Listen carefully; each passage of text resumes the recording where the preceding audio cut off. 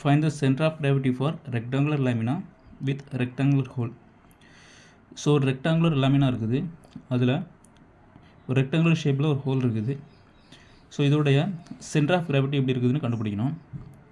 So இதில் பார்த்தாச்சுன்னா நமக்கு Y ஆக்சிஸில் ரெண்டு சைடுமே சிமெட்ரிக்கலாக இருக்காது, அதாவது சமச்சீராக இருக்காது. ஏன்னா அங்கே ஹோல் இருக்குது.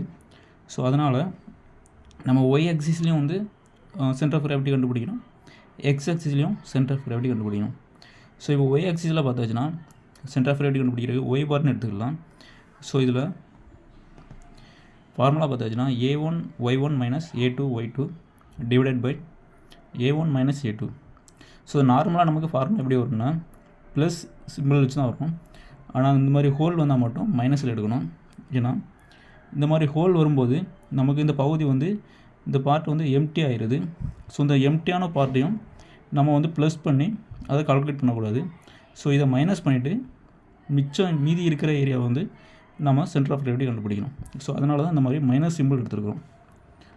ஓகே, ஸோ இப்போ இதில் இருக்கிற எல்லா வேல்யூவும் நம்ம கண்டுபிடிக்கலாம்.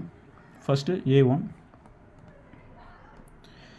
ஸோ a1 = a1னா பார்ட் 1 பார்த்திங்கன்னா அந்த ரெக்டாங்குலர் அவுட்டர் சைட் ரெக்டாங்குலர் ஃபுல்லாகவே நம்ம பார்ட் 1 எடுத்துக்கலாம். அந்த ஷேடு பார்ட்டை, ஸ்மால் பார்ட்டை வந்து நமக்கு வந்து பார்ட் 2ன்னு எடுத்துக்கலாம். இந்த ஹோலை வந்து பார்ட் 2ன்னு எடுத்துக்கலாம். ஸோ இதில் இப்போ ரெக்டாங்குலருடைய ஏரியா பார்த்திங்கன்னா ஏரியாவோட நமக்கு ஃபார்முலா ரெக்டாங்குலர் தெரியும், length into birth. So 10 × 12 = 120 cm². So அதே போல் y1 கண்டுபிடிக்கலாம். ஸோ y1 பார்த்திங்கன்னா அதே போல் தான் நமக்கு இந்த ரெக்டாங்குலரோட சென்டரில் தான் வந்து நமக்கு வந்து சென்டர் ஆஃப் கிராவிட்டி இருக்கும். ஸோ வந்து 12/2ன்னு எடுத்துக்கலாம். 12/2 = 6 cm. ஸோ அதே போல் செகண்ட் a2 கண்டுபிடிக்கிறோம். a2 வந்து இந்த ஸ்மாலர் ஹோல் பார்ட்டு. ஸோ இந்த ஸ்மாலர் ஹோல் பார்ட்டோடைய லென்த் பார்த்திங்கன்னா 4. அதே போல் பெர்த் பார்த்திங்கன்னா 3. So 4 × 3 = 12 cm². ஸோ அதே போல் y2 எடுத்துக்கலாம். y2 அதே போல் பார்த்திங்கன்னா ஸோ இதில் சென்டரில் தான் நமக்கு வந்து சென்டர் ஆஃப் கிராவிட்டி இருக்கும்.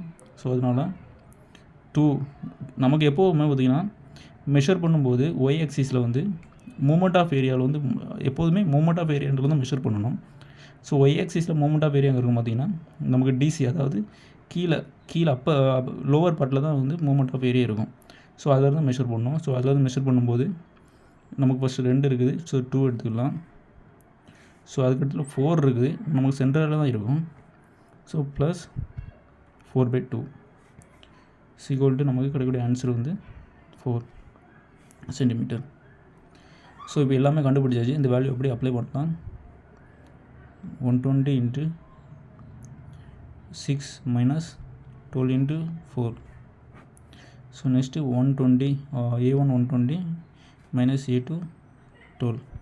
ஸோ இது அப்படியே ஃபைண்ட் பண்ணியாச்சுன்னா நமக்கு 6.22 cm சொல்லி கிடைக்குது. ஸோ இப்போ ஒய் பார் கண்டுபிடிச்சாச்சு.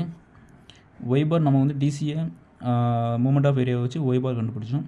அதுக்கப்புறம் நம்ம எக்ஸ் ஆக்சிஸில் வந்து கண்டுபிடிக்கணும். எக்ஸ் ஆக்சிஸில் இதிலேருந்து மெஷர் பண்ணணும்னா ஏடியிலேருந்து, அதாவது லெஃப்ட் சைட்லேருந்து மெஷர் பண்ணணும். இதுதான் அதோடைய moment of area. Okay, so அதே போல் எக்ஸ் பார் கண்டுபிடிக்கும் ஃபார்முலா பார்த்திங்கன்னா அது சேம் ஃபார்முலா தான், a1. ஆனால் அதே ஒய் உள்ள இடத்துலலாம் எக்ஸ் யூஸ் பண்ணாலும் தான் a1 x1 minus a2 x2 by a1 minus a2. சரி, இதில் இருக்க வேல்யூ அப்படியே ஃபைன் பண்ணலாம். First a1 already a1 a2 fine பண்ணி தான் வச்சுருக்கிறோம். So a1 = 120 cm², a2 = 12 cm². So இப்போ x1 x2 மட்டும் ஃபைன் பண்ணலாம். ஸோ x1, ஸோ முன்னாடி சொன்ன மாதிரி தான் லெஃப்ட் சைடு உள்ள லெஃப்ட் சைட்லேருந்து மூமெண்ட் ஆஃப் ஏரியாவிலேருந்து நம்ம மெஷர் பண்ணணும்.